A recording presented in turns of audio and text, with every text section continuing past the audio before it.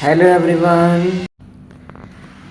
So we will study now the part 2 the leprosy, that is my lab diagnosis and treatment. So lab diagnosis में first the main line of the lab diagnosis, the method of the lab diagnosis is my smear microscopy. तो बेटा मैंने आपको पिछली video में बताया था कि हाँ थोड़ा सा स्किन स्लिट स्मीयर बारे कि हाँ बेटा आपने स्किन काटनी है, उसे स्लिट बनानी है स्कैल्पल से and then you will ooze out the materials except the blood. So कहां से स्पेसिमेन लेने हैं? So 6 specimen must be taken for the leprosy detection for the Mycobacterium leprae. कहां से लेने हैं? It's very easy. आपने पहले फेस याद रखना है कि एक तो आपने फोरहेड से लेना है, ये आईज होती हमारी. एक आपने चीक से लेना है, एक चीक से ले सकते हो, दोनों से भी ले सकते हो, बट एक चीक पे प्रेफर्ड. देन आपने लेना चिन से. यहां पर नोज होता है, नोज के म्यूकोजा से. यहां पर कान होते हैं तो यहां कान के ईयर लोब से. सो 5 तो आपने फेस से ही लिए हैं. That is my forehead, cheek, chin, nasal mucosa and ear lobe. एक आपने लेना है बटक से. एक आपने कहा लेना बटक से. ओके तो 5 आपने फेस से ही लिए हैं. ये 5 आपने कहां लिए हैं? फेस से ही लिए हैं. ओके ये 4 स्किन है. ईयर लोब इज समवॉट, ये भी वैसे स्किन नहीं है बट यहां पर थोड़ा कार्टिलेज भी पड़ा है. एंड नेजल म्यूकोजा तो चलो म्यूकोजा ही है. सो ये 6 specimen you have to take for total. It's very easy. 5 face के याद रखो और एक बटक से याद रखो. So technique is my skin slit smear. So 5 mm incision is given after wiping of the blood. आपने एक फोरआर्म पे क्या किया? स्कैल्पल से छुरा मारा, जो मर्जी मारा, ठीक है, मतलब स्कैल्पल ही छुरा. चलो एक तरह से आपने कोई शार्प इंस्ट्रूमेंट से आपने स्लिट बनाया. उधर स्लिट बना के आपने ब्लड को वॉश ऑफ कर दिया, सारा निकाल दिया.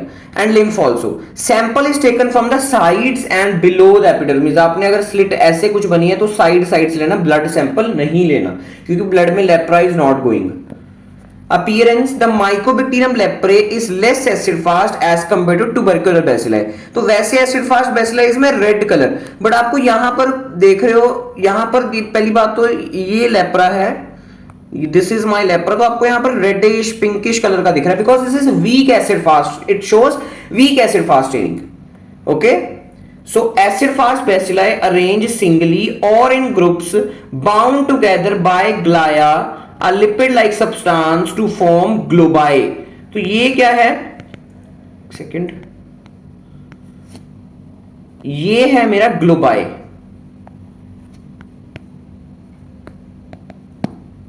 This is my globi. What is mean by globi? कि जब कितने सारे लेप्रा इकट्ठे होके गुच्छा सा बना लें, दैट इज माई ग्लोबाई.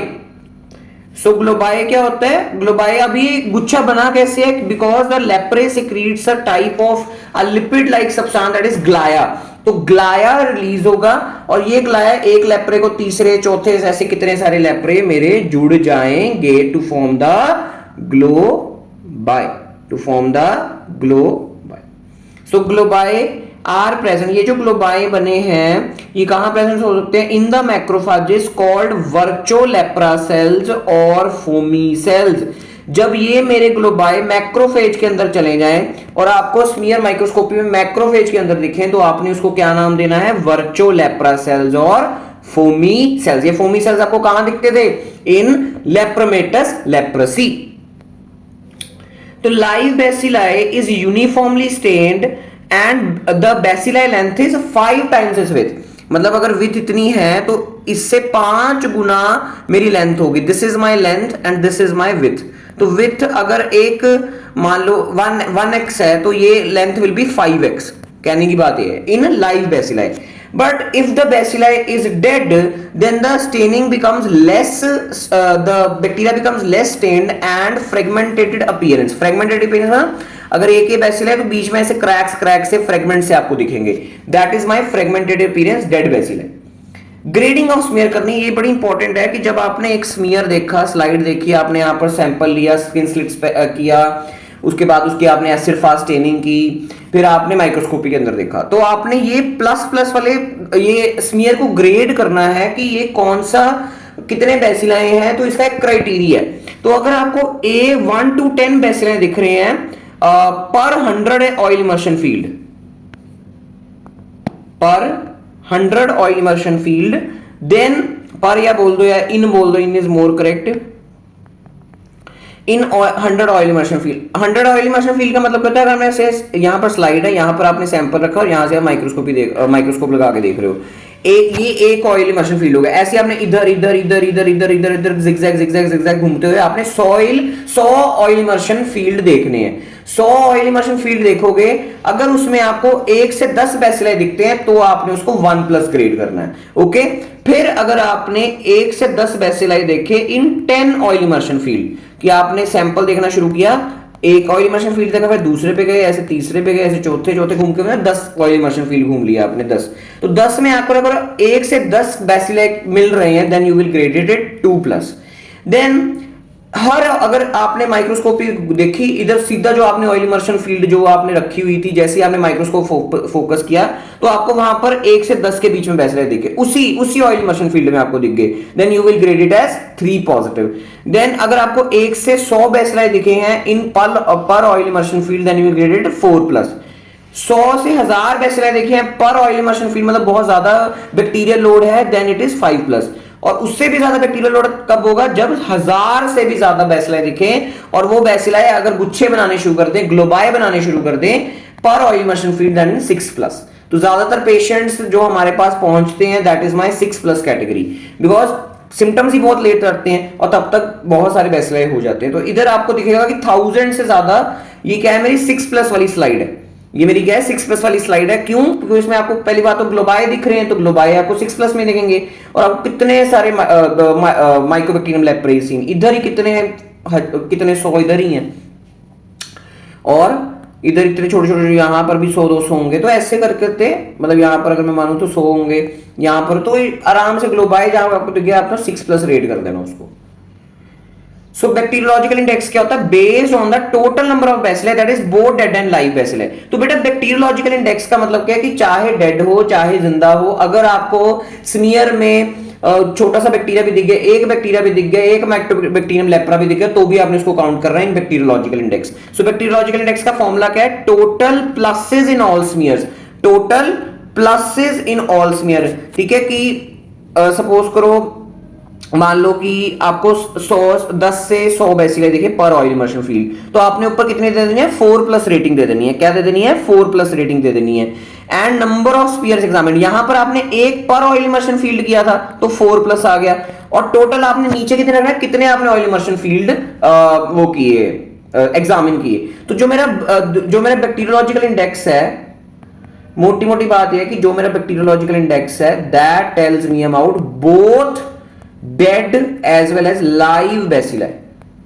कहने की बात ये है, मोटी मोटी बात आपने ये देखनी है। और bacteriological index is directly proportional to the grading of smear. जितनी ज्यादा ग्रेडिंग होगी उतना ज्यादा बैक्टीरियोलॉजिकल इंडेक्स होगा, उतना ज्यादा बैक्टीरियल लोड होगा। मतलब जितना ज्यादा बैक्टीरियोलॉजिकल इंडेक्स है उतना ही प्रॉब्लमेटिक है for the patient to treat and doctor to treat that patient. Morphological index, this is important, the percentage of uniformly stained bacteria. मैंने यहां पर क्या बोला था, live bacilli is uniformly stained. तो जितने भी यूनिफॉर्मली स्टेन्ड आपको दिखेंगे, that will be my live bacteria out of the total number. So the morphological index is better marker for prognosis and treatment of response. कि अगर आपने treatment start के महीने बाद आपने दोबारा स्मीयर करवाया तो उसमें आपको लाइव बैसिलाई कम दिखे हैं, तो आप क्या समझोगे कि treatment is working, treatment is working. अगर आपने सपोज करो बैक्टीरियोलॉजिकल इंडेक्स देख के ही बता दिया कि आपको तो उसमें तो डेड भी आ जाएंगे, तो आप मान लोगे कि इसका तो बैक्टीरियल लोड कम ही नहीं हो रहा, आपको तो ये लग रहा है, बट बेटा आपको गलत लग रहा है, बिकॉज क्योंकि वो डेड भी आप साथ में काउंट कर रहे हो, आपने सिर्फ लाइव देख रहे हैं। तो live is used for the prognosis and treatment. Okay, next the test is my mouse pad cultivation which is obsolete now. This is my obsolete test. अब कोई भी diagnosis we are not doing on animal. So mouse pad cultivation, कि mouse के pad, जो पैर वाला pad होता है, वी आर यूजिंग दैट, और उसमें द लेप्रा इज कल्टिवेटिंग। तो मैंने आपको जनरल की पहली video, that is my scientist वाली वीडियो, जो बच्चे ज्यादातर मिस करते हैं, उसमें बताया था कि लेप्रे का कोई आर्टिफिशियल कल्चर नहीं होता है। Artificial culture of the Mycobacterium leprae is not found, it doesn't grow in artificial culture, it only grows in the live cells. तो इसलिए हम mouse pad cultivation we are using, but which is obsolete now. The Mycobacterium leprae is not cultivated on the artificial media, it can be cultivated on the mouse pad, foot pad, at 20 degree Celsius for 6 to 9 month, 6 से 9 महीने तक आपको wait करना पड़ेगा। And 9 बैंडेड अरामेडिलो पे भी आप culture कर सकते हो। अरामेडिलो इज एनिमल। लेप्रोमिन टेस्ट ये मैंने आपको पहले ही बता दिया था, कितनी बार बता चुका हूं कि कोई भी स्किन टेस्ट अगर आप करते हो तो उसमें आप एंटीजन डालते हो, तो वो एंटीजन का काम क्या होता है कि आपकी इम्यूनिटी चेक करना, कि अगर आपकी इम्यूनिटी अच्छी होगी तो वहां पर इरिथमा हो जाएगा, रेडनेस हो जाएगी, स्वेलिंग हो जाएगी, तो वहां से आपको क्या पता लग जाएगा कि हाँ इसकी the cell mediated immunity is good, उसकी वजह से वो एंटीजन को क्या कर रही है, एंटीजन को लड़ रही है, इसलिए इम्यूनिटी अच्छी है, तो उससे आपको उसकी इम्यूनिटी पता लग जाएगी और उस लेप्रे के अगेंस्ट उसकी इम्यूनिटी है भी कि नहीं। So lepromin test is used to detect the CMI. Demonstrates a delayed hypersensitivity reaction against the lepra antigen, indicates intact host CMI. अगर वो रिएक्शन हो गई, टाइप 4 हाइपरसेंसिटिविटी हो गई, तो आप कह दोगे कि हाँ इसकी CMI is good. Lepromin antigen is injected intradermally to the forearm.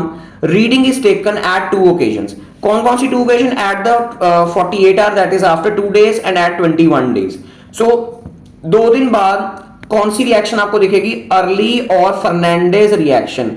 So in duration that is my more than 10 mm, the more than 10 mm, ये 10 mm से बड़ा डायमीटर का अगर वहां पर स्वेलिंग इज प्रोड्यूस्ड तो आप बोलोगे इसका test is positive at 2 days या 48 hours.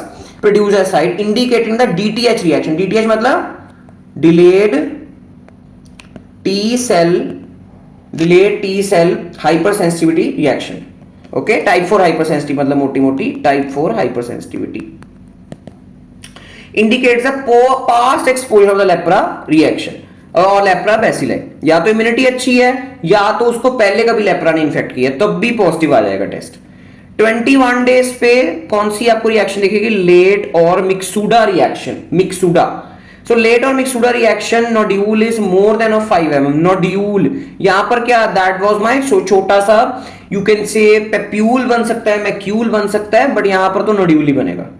If not formed it indicates absence of CMI in LL cases. मैंने पिछली वीडियो में आपको क्या बताया कि लेप्रोमेटस लेप्रोसी में CMI इज वेरी डिक्रीज, तो वहां पर lepromin test will be negative, और अगर लेप्रोमिन टेस्ट नेगेटिव आया तो it is a poor prognosis कि पेशेंट की कंडीशन है severe. Antibody detection is by ELISA और FLA ABS, that is my fluorescent leprosy antigen antibody absorption test. Treatment is extra important in both pharmacology, in ये treatment is important in pharma, obviously in micro, in medicine, in SPM। ये चारों subjects में treatment of leprosy पूछते हैं 100%। बहुत important topic है treatment of leprosy.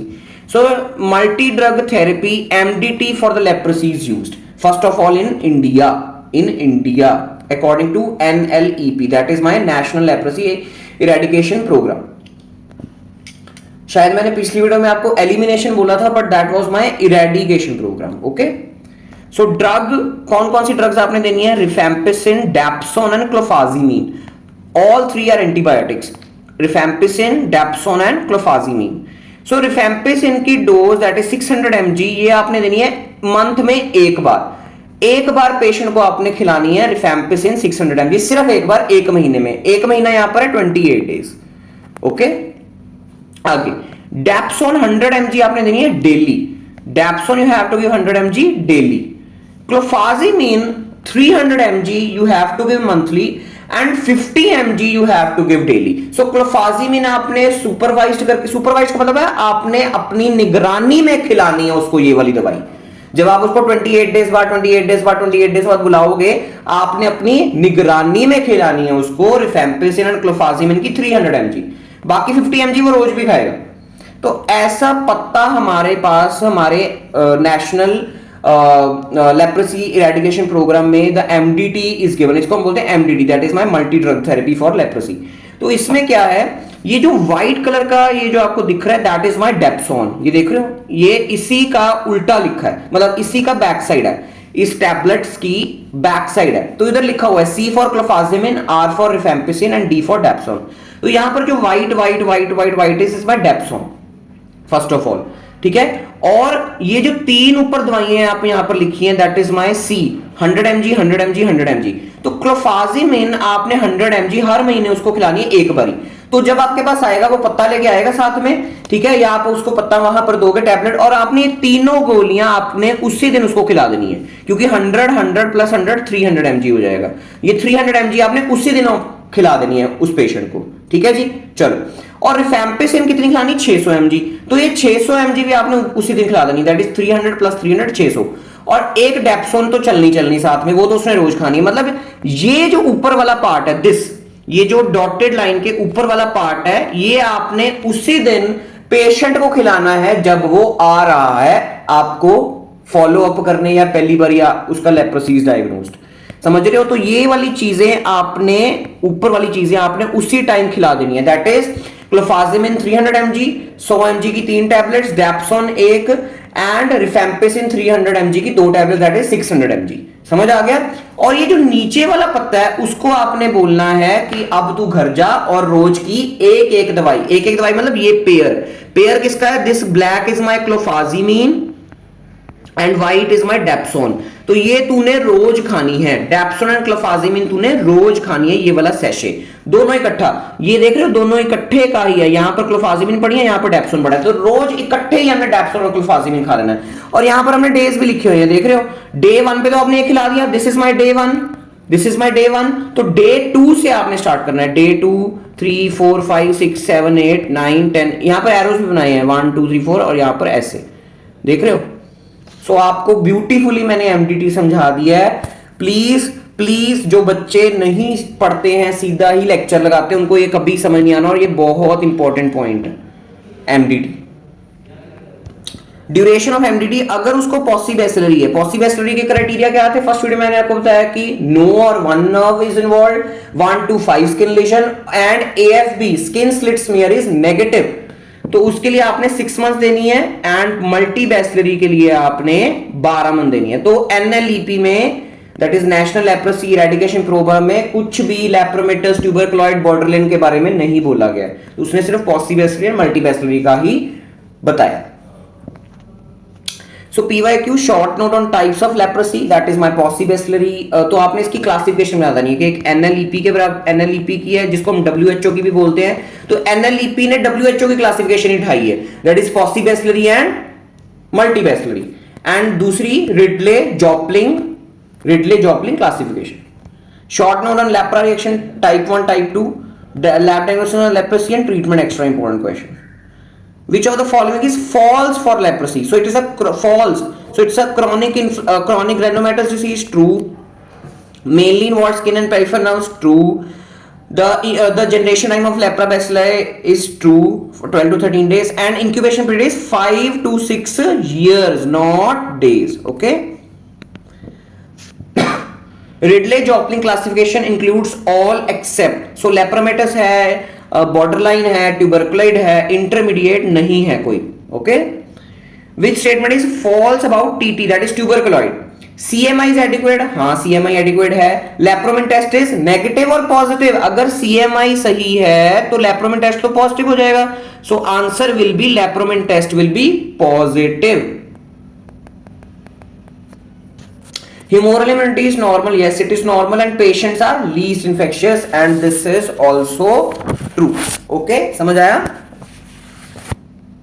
Which of the following is feature of LL, that is my lepromatous leprosy? तो bacteriological index is 0 to 1 plus, no, it is 4 to 6 plus, so this is wrong. Normal humoral immunity, no. Hyposthesia is early sign, no. Hypoesthesia is early sign, तो बेटा हाइपोस्थीसिया मैंने क्या बोला था, it occurs, ये देखो कहां गया, hypoesthesia is a late sign, okay, तो this also gets wrong, and lepromin test is negative is positive, ये भी रॉन्ग है, तो सारी ही स्टेटमेंट्स इसमें रॉन्ग है, ठीक है। वैसे मैंने इस स्टेटमेंट में ना बेसिकली यहां पर करना था लेट साइन, तो ये वाली हम स्टेटमेंट कर लेते हैं, बट अगर आप पहली बार पढ़ोगे तो पहली सारी स्टेटमेंट रॉन्ग है, बट हाँ अगर मैं बोलूं, मैं सही करके बोलूं तो this is my true statement, ठीक है जी, okay. Which drug is only given monthly, सिर्फ एक बार मंथली पे देना है। वैसे अब इसमें क्लोफाजिमिन में कंफ्यूज हो जाओगे, बेटा क्लोफाजिमिन आप रोज भी दे रहे हो, 50 mg, but rifampicin you are only giving monthly बस. ऑफ्लॉक्सासिन तो देनी ही नहीं है, डैप्सोन भी हमने रोज देनी है, क्लोफाजिमिन आप सुपरवाइज्ड भी दोगे और अनसुपरवाइज्ड भी दोगे. A 32-year-old farmer from rural area with hypopigmented patches over left arm back for 1 year. 1 साल से उसको hypopigmented patches है. Okay, loss of sensation over that patches, मतलब नर्व इन्वॉल्वमेंट भी हो गई है, टिंगलिंग एंड नमनेस भी है, मतलब नर्व इन्वॉल्वमेंट है, thicken and tender ulnar nerve. मैंने आपको पिछले वीडियो में बताया most common nerve involved in the leprosy is ulnar nerve. Weakness of the small muscles of the hand, small muscles of hand, but no fever. Skin smear for acid fast bacilla is negative. अब आप यहां तक बोलोगे कि ये तो सारे मुझे लेप्रोसी के फीचर दिख रहे हैं, बट एंड में उसने क्या बोल दिया, AFB इज नेगेटिव. तो AFB नेगेटिव का मतलब ये नहीं होता कि उसको लेप्रोसी नहीं है, उसकी लेप्रोसी डिटेक्ट नहीं हुई है. तो AFB नेगेटिव है, हाइपोपिगमेंटेड स्किन है, मतलब लेजन्स है, नर्व इन्वॉल्वमेंट है, एक नर्व इन्वॉल्वमेंट है, ठीक है. तो दिस इज माय, और AFB नेगेटिव है, so this is my paucibacillary leprosy, not multibacillary leprosy. Okay, अगर यहां पर लिख देता कि AFB इज पॉजिटिव तो हमारा आंसर चेंज हो जाता, मल्टीबैसिलरी हो जाता. ठीक है, अगर आपने इसकी रिडले जॉपलिंग क्लासिफिकेशन से देनी है तो आप इसके ट्यूबरक्लॉइड भी दे सकते हो, बॉर्डरलाइन भी दे सकते हो. इसका आंसर ट्यूबरक्लॉइड भी हो सकता है और इसका आंसर बॉर्डरलाइन भी हो सकता है, बट लेप्रोमेटस नहीं हो सकता. लेप्रोमेटस तो बिल्कुल नहीं हो सकता. बट अगर आप रिसेंट अब क्लासिफिकेशन देखो WHO NLEP की, that is my paucibacillary and multibacillary only. Okay, so this was all about today's video. कोई भी डाउट हो यू कैन कमेंट और DM on Instagram, link is in description. Please comment करा करो अगर आपको नहीं समझ आता, कोई बात नहीं. And please share if you like my content to your juniors, to your seniors, to your batchmates and your friends of the different colleges. And please be kind to humans, animals and friends. मिलते हैं next video में.